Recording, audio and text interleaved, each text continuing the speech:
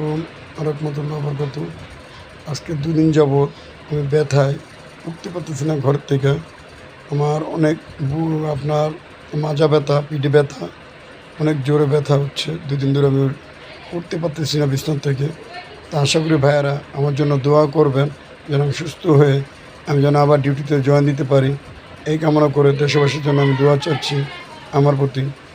ভাইরা সবাই দোয়া করবেন আমার জন্য যেন সুস্থভাবে সফলভাবে যেন আমি আসতে পারি।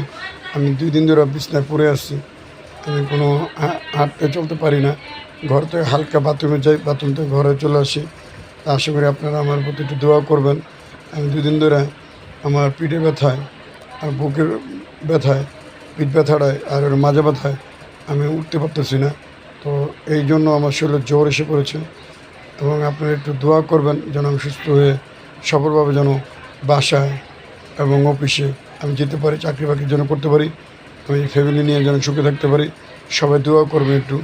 আর ফিলিস্তিনের জন্য সবাই 12 তারিখে মিজান আজারি একটা নিউজ দিয়েছে।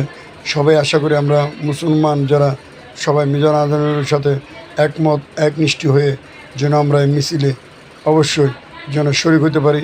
এটার জন্য আমি অনুভব আপনাদের সবাই জন্য জানাচ্ছি।